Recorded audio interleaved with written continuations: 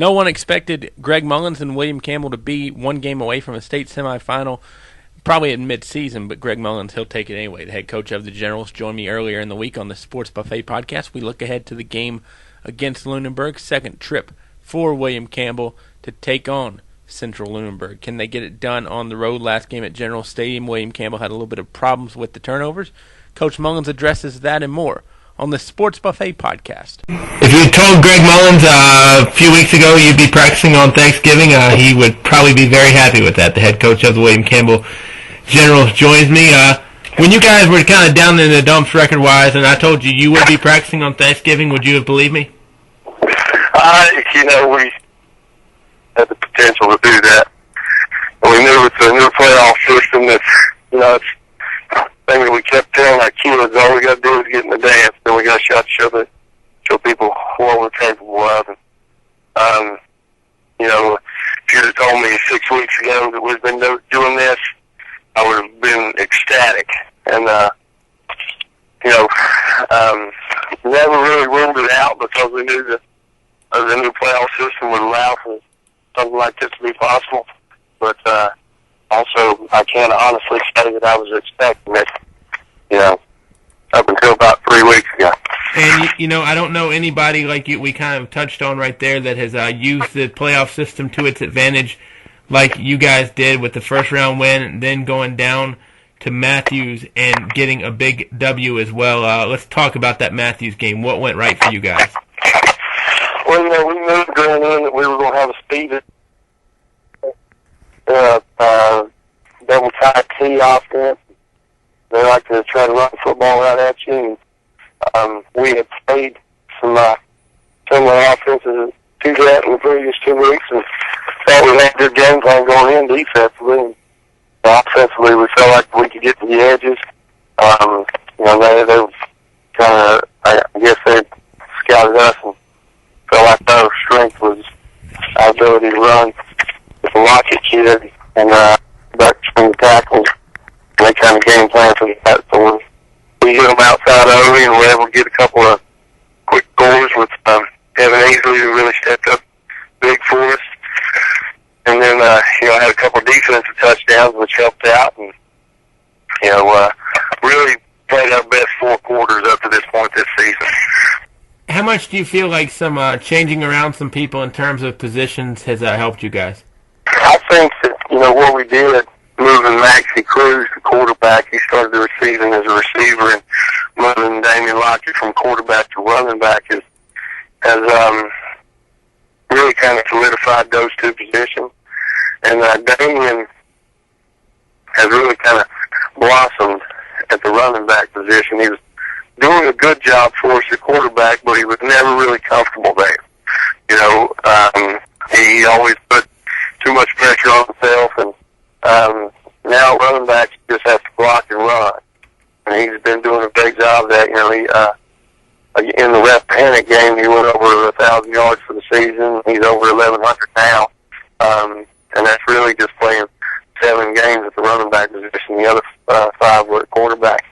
And Maxie has come in, and Maxie does a great job of extending plays.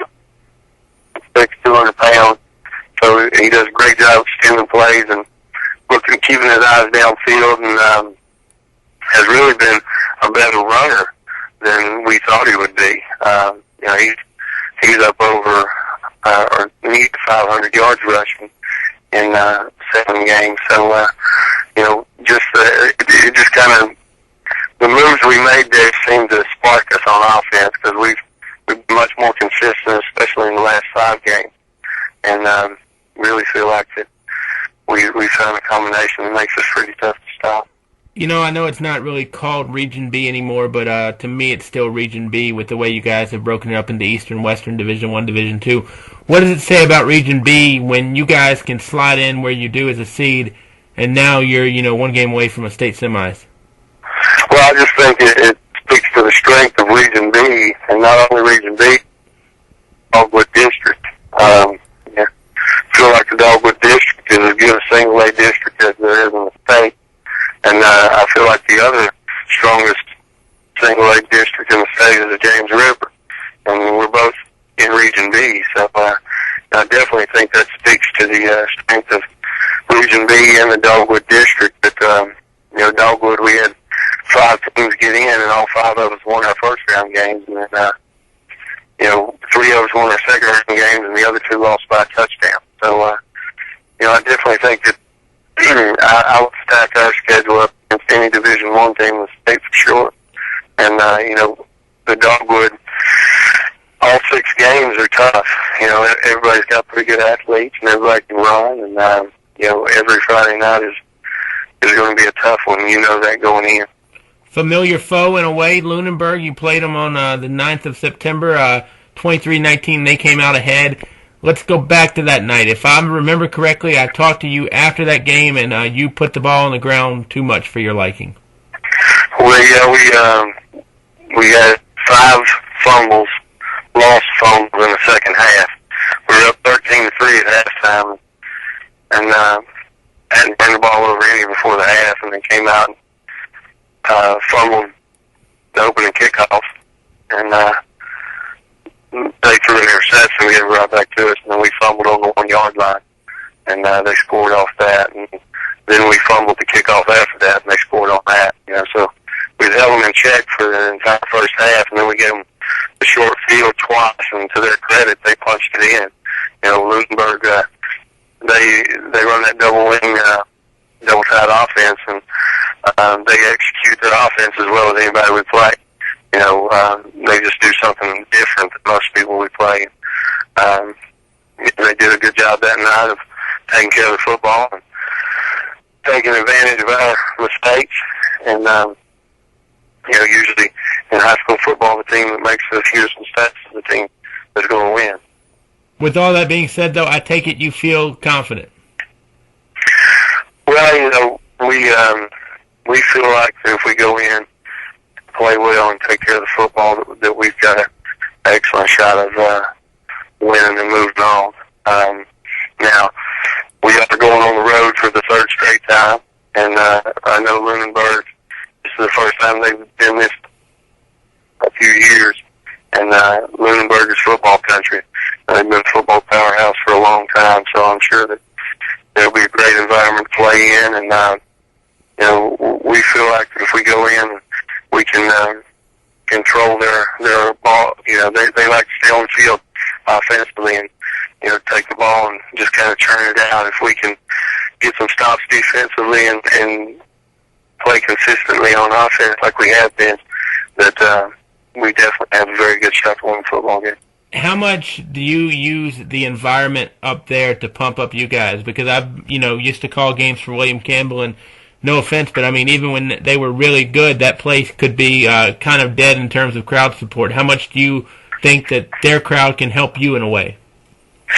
Well, we always kind of we try to play up the environment wherever we go. Whether it's Gretna or Alta Vista or going to Matthews. It was the first time they'd won a playoff game since 2003, so we knew that they would have a great crowd there. Their fans would be enthusiastic, and we know that Lunenberg's going to be out in full effect with their cowbells and making all kinds of noise, and we've prepared our kids for that, and we always like to go into that. There's just something special about going into a place that loves high school football, and doing your best and coming out on top, and that's kind of what we've been selling to our kids, and we've just the last 3 weeks we've been talking about just putting our best 48 minutes together, and building and continuing to build, and hopefully we can do that again this week. Final question for you, Coach. As always, appreciate your time, and we've kind of hit it around on them, but give me 3 keys: 1 offense, 1 defense, 1 special teams that gives you guys a W. Offensively, we've talked about it. We've got to take care of the football. We've got to protect the football. Ball security is number 1. Maintain drives, and when we get down the red zone, we've got to get points. But it all comes back to protecting the football. Defensively, we've got to get stops. We've got to hold them to that they like to go 4 or 5 yards at a time. We've got to hold them